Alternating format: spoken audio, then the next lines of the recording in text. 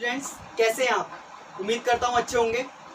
आज स्टार्ट कर रहे हैं क्लास फर्स्ट ईयर का फिजिक्स का पार्ट 8 और अध्याय दूसरा है मात्रा तथा मापन। न्यूमेरिकल चल रहे हैं। न्यूमेरिकल में मैंने पिछली 2 वीडियो बना चुका हूँ। जिस बच्चे को अगर शुरू से न्यूमेरिकल देखने हैं वो पिछली 2 वीडियो को देख सकता है। 2 टाइप बता चुका हूँ। आज ये उस दूसरे टाइप का दूसरा क्वेश्चन है। देख लीजिए भैया, दे रखा है 0.1 सेंटीमीटर तक माप देने वाले साधारण स्केल द्वारा एक आयताकार सीट की लंबाई 5.7 सेंटीमीटर तथा चौड़ाई 3.4 सेंटीमीटर मापी जाती है। सीट के क्षेत्रफल की माप में कितने प्रतिशत त्रुटि संभव है। देखिए बच्चे कैसे होगा। सबसे पहले लिख लेते हैं लंबाई। लंबाई बोलते हैं एल को, स्मॉल एल है। लंबाई कितनी दे रखी है? 5.7 सेंटीमीटर। दूसरी चीज हमें दे रखी है चौड़ाई। चौड़ाई कितनी है हमारे पास? चौड़ाई को रिप्रेजेंट करते हैं स्मॉल बी से, वो दे रखी है 3.4 सेंटीमीटर। हमें किस में निकालनी है? त्रुटि क्षेत्रफल में। तो क्षेत्रफल क्या होता है? ए क्या होता है? क्षेत्रफल। फॉर्मूला होता है क्षेत्रफल का ए बराबर एल इंटू बी, यानी कि क्षेत्रफल बराबर लंबाई गुणा चौड़ाई। ठीक है, हमने कल भी बताया था, आपको पिछली वीडियो में बताया था कि जब त्रुटि निकालते हैं ऊपर डेल्टा लिखते हैं। ए है तो डेल्टा ए अपॉन आ जाएगा ए इंटू 100%। ठीक है, और साथ में क्या लगाते हैं? मोड का साइन लगा देते हैं। बराबर का साइन लगाएंगे। ये है एल तो क्या लिखेंगे? Delta L upon L. Mode का साइन लगाएंगे, मल्टीप्लाई बाय 100%। ठीक है, बताया था मैंने कि त्रुटि जब भी होती है वो आपस में जुड़ती है, कभी घटती नहीं है। तो इनके बीच मल्टीप्लाई है, लेकिन हम निशान लगाएंगे प्लस का। किसका लगाएंगे? प्लस का निशान। बी है तो क्या लिखेंगे बताइए? Delta B upon B, mod का साइन और साथ में आ जाएगा 100%। क्लियर? अब हम क्या करेंगे, ये जो एल दे रखा है डेल्टा एल हमें गिवन नहीं है इस सवाल में। तो यहाँ जो चीज़ दे रखी है यही डेल्टा एल है, लेकिन हमने आपको कल बताया था कि अगर हमें ऊपर की चीज़ नहीं दे रखी होगी तो हम नीचे वाली वैल्यू लिखेंगे। एल कितना दे रखा है? 5.7। ठीक है, उसके बाद ऊपर की वैल्यू को लिखने के लिए जो आगे संख्या है उसको 0 लिखेंगे। पॉइंट है, पॉइंट के पास पॉइंट लगाएंगे और ये जितनी वैल्यू है लास्ट वैल्यू को 1 लिख देंगे। इसके बीच में अगर कुछ होता तो 0 लगाकर फिर लास्ट वैल्यू को 1 लिखते हैं। ठीक है, सपोज यहाँ पर 5.777 इस तरीके से होता समथिंग, तो क्या करते हैं हम? 0. इसकी जगह 0, इसकी जगह 0 और इसकी जगह 1, लास्ट वाले की जगह 1, ऐसे कर लेते हैं। ठीक है, अगर नहीं दे रखा है तब। अगर दे रखा है तो आपको कुछ भी करने की जरूरत नहीं है। इंटू कितना आएगा?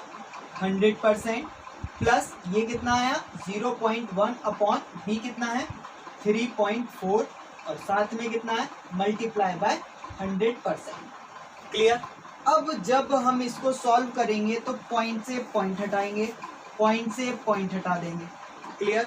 100 से जब इसकी मल्टीप्लाई होगी 100 एकम 100। ठीक है, अपॉन कितना है? 57 और साथ में परसेंट प्लस ये कितना है? 100 एकम 100 बटे 34 और साथ में परसेंट। क्लियर? अब जब हम इसे डिवाइड करेंगे तो डिवाइड कैसे करेंगे? 57 को डिवाइड करेंगे 100। ठीक है, 100 को डिवाइड करेंगे 57 से तो 57 एकम 57। यहाँ से बचा कितना? 3। ये बचेगा यहाँ से 4, पॉइंट लगाया, 0 बढ़ाया, 5 8 40, 7 बार में जाएगा करीब। तो 7 से जब इसकी मल्टीप्लाई करेंगे ये करीब इतना आ जाएगा। कितना आएगा? 1.75 करके देखना घर पर। इसके बाद ये 100 को जब डिवाइड देंगे 34 से तो हमारी आएगी 2.94%। क्लियर?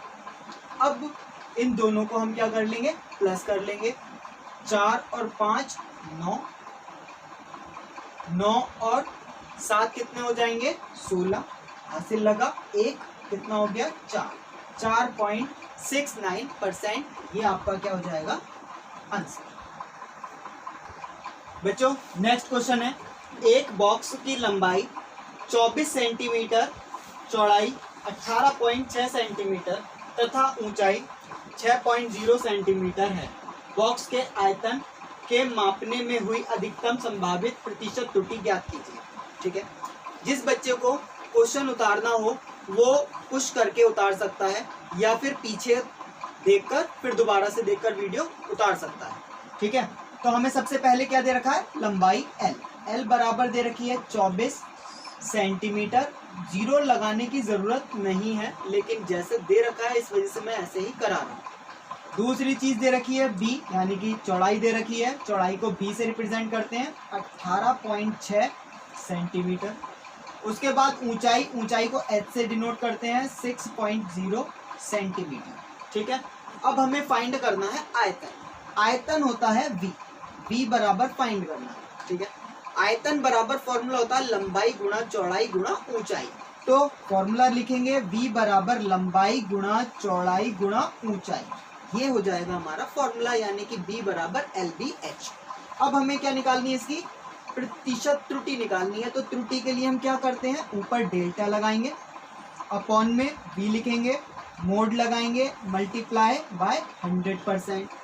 इसी तरीके से अब आप समझ पा रहे हैं कि कैसे है, तो मैं लिख रहा हूँ, आपको दिमाग के अंदर वही चीजें दौड़ाते हुए चलना है। ठीक है, तो अब क्या लिखना है हमें, delta L upon L mode के साथ 100% प्लस आ जाएगा, क्योंकि बीच में क्या है, मल्टीप्लाई। क्या हो जाएगा, delta B upon B mode के साथ 100% और plus delta H upon H mode के साथ 100%। क्लियर। अब हम क्या करेंगे, जैसा कि मैंने पिछली वीडियो में पिछले सम्स में बताया था आपको कि अगर हमें दे रखा है तो ठीक है, अगर नहीं दे रखा है तो हमें क्या करना है, अपने पास से लिखना। इतनी वैल्यू को हमें नहीं छेड़ना। यहाँ पर नीचे वाली वैल्यू है, क्या दे रखी है, 24.0 मल्टीप्लाई बाय 100% प्लस इधर भी लिखेंगे, b कितना दे रखा है हमें पास, 18.6 मल्टीप्लाई में 100% और प्लस यहाँ पर h कितना लिखा है, 6.0 मल्टीप्लाई बाय 100%। और ये सब किस में है, मोड में। किस में है, ये मोड में। क्लियर। अब हमें करना क्या है कि देखो, ये शुरू की जो वैल्यू है, कुछ भी लिखा हो उसकी जगह हमें 0 लेके आना। ठीक है, पॉइंट के सामने पॉइंट लगाना। लास्ट में एक नंबर है तो 1 लिख दिया, अगर 2 नंबर होते तो 0 1 लिखते, अगर 3 नंबर होते, 3 डिजिट होती तो 0 0 1 लिखते। क्लियर। यहाँ पर कितना हो जाएगा, 0.1, यहाँ पर भी कितना हो जाएगा, 0.1। क्लियर। अब इस पॉइंट से ये पॉइंट हट जाएगा, इस पॉइंट से ये पॉइंट हट जाएगा, इस पॉइंट से ये पॉइंट हट जाएगा। क्लियर। अब इसकी जब मल्टीप्लाई करेंगे तो मल्टीप्लाई करते समय हम क्या करेंगे, ये हो गया ऊपर 100 अपॉन, ठीक है, परसेंट, प्लस ये भी हो जाएगा 100/186%, प्लस ये भी हो जाएगा 100/60%। क्लियर। इतनी वैल्यू हमें पता चल गई। 0 से 0 काट देंगे, 0 से 0 काट देंगे। क्लियर। अब ये कटिंग के बाद जब इसे हम डिवाइड देंगे तो डिवाइड देने के बाद यहाँ आ जाएगा 0.42%। ये चीज़ मैंने पहले लिख रखी है जिससे कि आपका समय खराब ना हो। ठीक है, क्योंकि ये एक छोटी सी चीज़ है, आपको भाग करनी आनी चाहिए। आप भाग करके देखना अपने पास और यही आएगा। ठीक है ना, ये चीज़ आ जाएगी। इसके बाद जब इसे डिवाइड करेंगे तो आ जाएगा हमारे पास 0.54% और प्लस जब इसे डिवाइड देंगे तो आ जाएगा 1.66%। क्लियर। इन तीनों को आपस में हम क्या कर लेंगे, जोड़ देंगे। जिस बच्चे को इस तरीके से पॉइंटों में जोड़ने में दिक्कत होती है उसके लिए एक बार बता रहा हूँ, आगे नहीं बताऊंगा। पॉइंट पॉइंट पॉइंट, पॉइंट के नीचे पॉइंट लगाएंगे। ठीक है, 1 2 3 संख्या, पॉइंट के नीचे पॉइंट लगाया, पॉइंट के इधर वाली चीज़ इधर लिख देंगे। देखो इधर 0 आ रहा है, इधर भी 0 आ रहा है, इधर क्या आ रहा है, 1। पॉइंट के बाद वाली चीज़ ऐसे लिख देंगे 42 और कितना आ जाएगा 54 और कितना है उधर 6। इसको आप प्लस करेंगे। ठीक, कितना हो जाएगा 12 हासिल लगा 1, कितना हो गया 6 हासिल लगा 1, कितना आया 2.62 100%, और ये हो जाएगा तुम्हारा आंसर। बच्चों नेक्स्ट क्वेश्चन है, बहुत ही इंपॉर्टेंट क्वेश्चन है ये, ध्यान रखना है इस चीज को। जल का पृष्ठ तनाव केश नली द्वारा ज्ञात करने में निम्नलिखित प्रेक्षण प्राप्त हुए। प्रेक्षण क्या है? केश नली का व्यास दे रखा है, डी से रिप्रेजेंट करते हैं व्यास को, 0.125। यहीं पर मैं आपको एक चीज बताना चाहूंगा, 125 नहीं बोलेंगे इसे, दशमलव के बाद अगर कोई संख्या लिखी हुई है उन्हें अलग अलग करके बोला जाता है, ठीक है। तो क्या लिखेंगे, क्या बोलेंगे इसे, 0.125 सेंटीमीटर, तथा केश नली में जल का उन्नयन मीन्स होती है ऊंचाई, ऊंचाई दे रखी है, यानी कि h बराबर 1.43 सेंटीमीटर। सूत्र दे रखा है हमको T बराबर RHG/2 के प्रयोग द्वारा पृष्ठ तनाव T का मान में अधिकतम प्रतिशत त्रुटि हमें बतानी है, ठीक है। तो हमें क्या क्या दे रखा है पहले लिख लेते हैं। D बराबर दे रखा है 0.125 सेंटीमीटर। उसके बाद क्या दे रखा है, H दे रखी है, H बराबर 1.43 सेंटीमीटर। देखो फॉर्मूला जो है, फॉर्मूले के अंदर हमें गिवन है फॉर्मूला T बराबर RHG/2। क्लियर बच्चे, यहाँ G जो है, G होता है गुरुत्वीय त्वरण, यानी कि G का मान होता है 9.8, 9.9, 10 कुछ भी हो सकता है, वैसे 9.8 रखते हैं। तो ये एक क्या हमारी निर्धारित वैल्यू है, और हमने बताया था जो कांस्टेंट वैल्यू होगी उसमें त्रुटि नहीं लेते हैं। जैसे पिछले सवालों में हमने पाई नहीं लिया था, उसी तरीके से इस जगह से हम G को भी नहीं रखेंगे, ठीक है। तो G हमें दे रखा है फॉर्मूले के अंदर, लेकिन त्रुटि निकालते समय G का इस्तेमाल नहीं करेंगे। अब हमें यहाँ पर D दे रखा है, लेकिन यहाँ क्या R है फॉर्मूले के अंदर, तो हमें पता है कि D बराबर होता है 2R, यानी कि व्यास त्रिज्या का दुगना होता है। व्यास क्या होता है, त्रिज्या का दुगना होता है। तो अगर हम निकालना चाहें R बराबर हो जाएगा, इधर से लिखेंगे D/2। R बराबर कितना हो जाएगा, D/2, 2 इसके अपॉन में आ जाएगा, D के अपॉन। तो यहाँ से हम अगर इस R की जगह D/2 लिखेंगे तो इस जगह फॉर्मूला बन जाएगा DHG/2 और 2 ये वाला, ठीक है ना। तो फॉर्मूला क्या बना हमारा, DHG/4। क्लियर, ये हमें पता चल गया। अब हमें जो फॉर्मूला प्राप्त हुआ, फॉर्मूला बना T बराबर DHG/4, ये फॉर्मूला बन गया। अब इसका हमें क्या निकालना है, प्रतिशत त्रुटि हमको फाइंड करनी है। जगह कम है इसलिए मैं इतनी चीज बिगाड़ रहा हूँ, आप इसको नोट डाउन कर सकते हैं पीछे करके। T का निकालेंगे तो क्या हो जाएगा, डेल्टा T/T मोड इंटू 100% बराबर D है, तो क्या लिखेंगे, डेल्टा D/D मोड इंटू 100%। साथ में कितना, H प्लस का साइन लगाएंगे, डेल्टा H/H और मोड के साथ 100%। क्लियर, बाकी ये G जो है, इस G को नहीं लिखेंगे क्योंकि ये क्या कांस्टेंट है।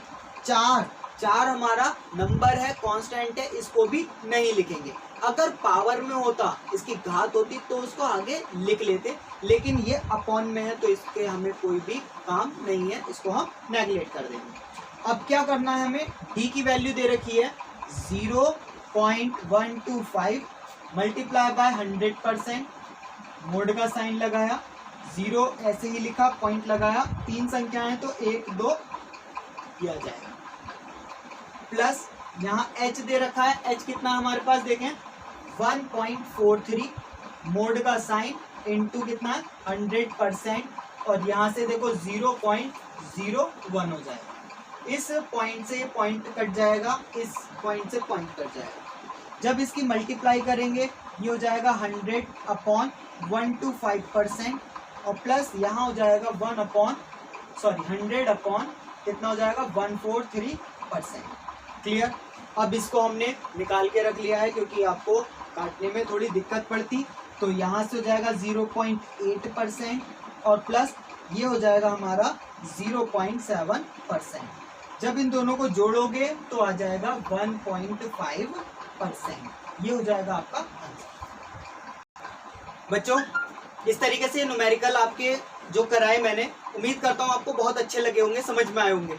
अब मैं आपको 2 न्यूमेरिकल दे रहा हूँ जो आपको घर से करने हैं और उसको कमेंट के अंदर मुझे इनके जवाब देने हैं। ठीक है, पढ़ देता हूं एक बार। एक पेज मापी, यानी कि पेज मापी जो होती है उसे बोलते हैं स्क्रू गेज, का अल्पतमांक दे रखा है 0.01 सेंटीमीटर। इसके द्वारा किसी तार का व्यास इतना दे रखा है। इस माप में संभावित प्रतिशत त्रुटि ज्ञात कीजिए। दूसरा दे रखा है घनत्व मापन के प्रयोग में एक वस्तु का द्रव्यमान 7.34 सेंटीमीटर तथा आयतन 13.4 सेंटीमीटर क्यूब मापा गया है। घनत्व की माप में कितनी अधिकतम प्रतिशत त्रुटि संभावित है। देखिए बच्चे, ये क्वेश्चन मैं पहले करा चुका हूँ शुरू में, उससे रिलेटेड है। इस क्वेश्चन में आपको जिस फॉर्मूले की जरूरत पड़ेगी वो फॉर्मूला मैंने लिख दिया है। घनत्व बराबर होता है द्रव्यमान बटे आयतन। इसका आंसर आपको मुझे कमेंट बॉक्स में देना है और मैं उसका जवाब जरूर दूंगा कि आपका आंसर ठीक है या नहीं है। अगर आपको क्वेश्चन उतारने में दिक्कत हो रही है तो आप इसका स्क्रीनशॉट लेकर रख सकते हैं, या फिर इस वीडियो को फिर दोबारा से थोड़ा पीछे करके दोबारा से देख सकते हैं। उम्मीद करता हूँ आपको वीडियो अच्छी लगी होगी। लाइक कीजिए, कमेंट कीजिए और शेयर कीजिए, अपने दोस्तों को बताइए और कमेंट में मुझे ज़रूर बताना कि मेरी वीडियो आपको कैसी लगी। Thank you, good luck.